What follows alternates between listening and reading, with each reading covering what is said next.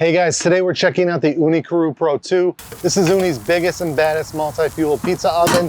They do have larger pizza ovens with the Coda line, but those are propane and natural gas only. This oven heats with wood, charcoal, and propane using a separately sold gas attachment. In this review, we're putting it through its paces. We're testing the gas option as well as charcoal with wood. I'm going to give you preheat times, recovery times, max temps, and the lowest temps it can hold steady at, because with this door and large opening, you can make a lot more than just pizzas. Let's get into this review. The unboxing and setup was pretty straightforward. Ooni has a great video that walks you through the entire process step by step.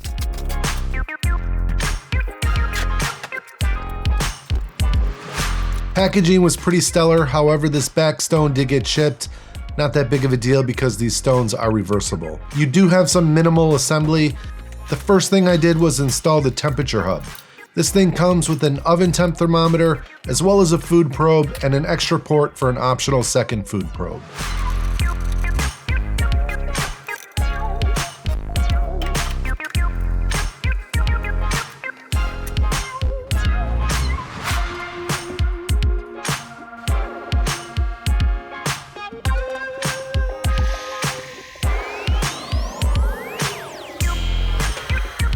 Installing the stones was easy, and I love the finger port to set it down gently. Next, I installed the two-part fuel tray. The door rests on this thingy, and you secure it with 2 screws and the provided hex key.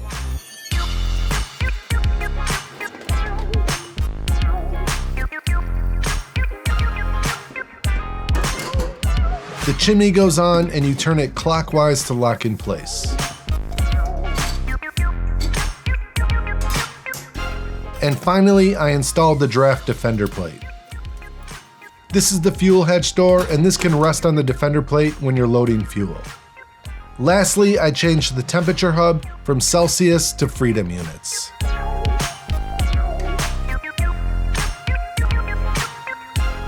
The opening dimensions are 17 5/8 by 6 3/4, and the pizza stone is 16.7 inches squared and 0.6 inches thick. That's large enough for a 16-inch pizza, but my 16-inch peel is not that great, so I'm sticking with my 14-inch wooden peel for this review.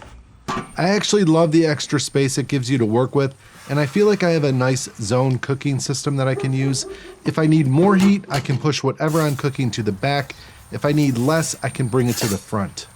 This setup worked great when I was baking my Detroit style, and this cook just really put this over the edge for me because I typically bake these in my home oven where I have complete control over the temperature, but I knew I needed to try them in this oven. This is my wife's sourdough focaccia recipe that I'm using, and for this I have the oven turned down with the gas attachment.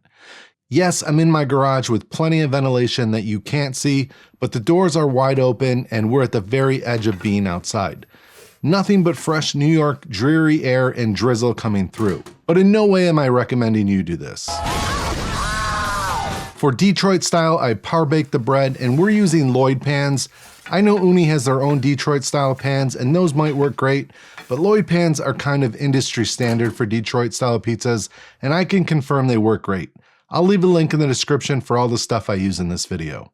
I've got the oven turned down to about 500-ish degrees Fahrenheit, and I par baked these for about 8 minutes and took full advantage of the space and put these under the flame for just a bit to get some nice color on the top. I did let the oven cool a little bit because I wasn't keeping an eye on the temp, but if you want to keep a low temp, you just need to make micro adjustments to the gas to keep it in the range you want. For a traditional Detroit style pizza, you should use Wisconsin brick cheese, but personally, I just like straight whole milk mozzarella that I shred myself. Don't use the pre-shredded stuff or it'll burn. Get the cheese all the way to the edges so it crisps up on those sides and creates a wonderful, what is called frico. Sometimes I sauce after, but lately I've been saucing before the cook, and the sauce goes over the cheese. And I like to put my pepperoni on the very top so it doesn't get soggy. This is cup and char pepperoni, and that's just pepperoni with the skin left on. I knew this oven was going to be great for baking things other than pizza because when I was testing the low temps with propane, I was maintaining a low temp of under 350 degrees Fahrenheit. 338. It's been about 37 minutes so far, which is crazy to me because of all my outdoor pizza ovens, which I'm probably up to 10 now, That is the lowest temp I've been able to hold at. The highest temp I got to was 945 degrees Fahrenheit, which is crazy hot. The stone registered a little lower on the IR thermometer, but for some reason I'm missing that shot. 945. All right, that's a wrap. But you can see here in this test, starting from a stone temp of 60 degrees Fahrenheit, in just 10 minutes I was at 528 degrees Fahrenheit. In 20 minutes I was at 717 degrees Fahrenheit. And at 30 minutes I was at a stone temp of 830 degrees Fahrenheit, which is plenty hot enough for any Neapolitan style pizza that you're going to make. But back to the Detroits. Again, I took full advantage of the large cooking space, and I really just kept an eye on it through this large glass door. Between shooting this video and cooking these pizzas, I wasn't doing a good job of keeping an eye on the temps, but with practice, I'll have a better idea of where to put the dial to maintain certain temps. But regardless of that, oh my goodness, these were quite literally the best Detroits I've ever made.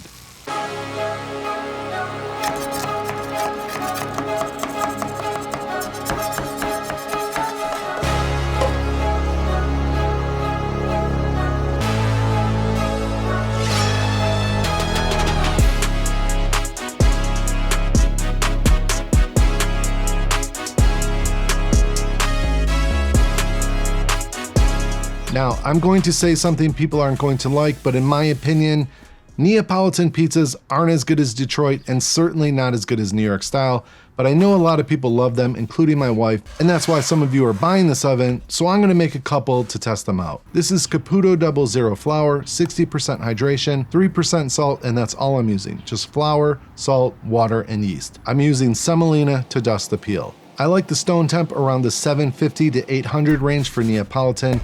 I don't need to cook a pizza in 90 seconds. These cooked up in just under 2 minutes, and that's great. The recovery time was just a few minutes. If you crank the flame between the cooks, it doesn't take long at all. These came out great and were a nice addition to the Detroits, but the Detroits stole the show in my opinion. For my next test, I'm using charcoal, and I'm making more of a New York-ish style using King Arthur bread flour, 60% hydration, and 3% salt. Charcoal is definitely not as convenient as propane, but it's probably my favorite method of cooking. To be honest, I didn't notice much of a difference in taste, but I enjoy tending to the fire, and using the right tools definitely help. I use a torch to get the coals lit fast, and I picked up this rechargeable blower for dual purposes. A, you can stoke the fire with it, and B, you can blow out all the ash in between the cooks, and it even blows out the burned flour you get from launching too much flour on your peel. I also use it to clean up in the end. I'll leave a link in the description. For the charcoal, you manage the heat with air by adjusting the rear and chimney dampers. The default setting is fully open, and that's going to give you the most heat. While it was heating up, I cooked some Italian sausage in a 6-inch cast iron skillet. For my first pizza, I didn't even add wood. I went straight to charcoal, and it got plenty hot. Probably even too hot for New York style with the dampers wide open. I'm gonna pull it there. I'm gonna throw some hickory chunks in here. I think right now the digital thermometer was at about 673. I have the dampers very, halfway, just to kind of lower the temp, and we'll just see what this does. I don't even think you need it, but we're just gonna throw them in there. This will give us that rolling flame over the top. That gave it a huge burst of heat. Massive flame, probably too much for New York.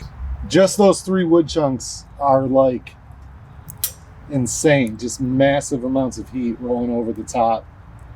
I mean, honestly, I think just for New York, just leave it at just charcoal. I let the flame calm down a bit before I launched this pizza, but it's nice to know you have that option using wood for Neapolitan style. So these pizzas were incredible, and I learned for me personally, charcoal is plenty hot enough by itself to bake a pizza in this oven, but if you want that burst of heat and flame over the pizza, just add a few wood chunks right before the launch and you'll be good to go. One thing I haven't mentioned is the ease in which you can go from wood to propane. It's literally just a couple screws you need to loosen and swap in the propane burner. To start it, you push in and turn slowly until it starts, then hold it for another 5 seconds. You'll want to have the door, chimney, and the rear hatch open. If you've never had a high heat oven like this, cleanup is a breeze. It's basically self-cleaning. You just turn it up as high as it goes and everything gets incinerated. It's like having a mini crematorium in your backyard. and the soot on the glass door was just a quick wipe down.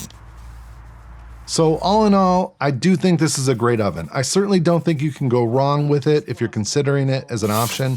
I'm blown away by its versatility with charcoal, wood, propane options, but mostly impressed with this low heat capability. All of these ovens in this price range can get really hot, but I personally have not seen one that can hold steady at such a low temp, which is great for baking bread or even baking a casserole if you wanted to. That's it for this review. We hope you enjoyed it. God bless, and we'll see you on the next one. I love it. It is amazing, amazing, amazing, amazing.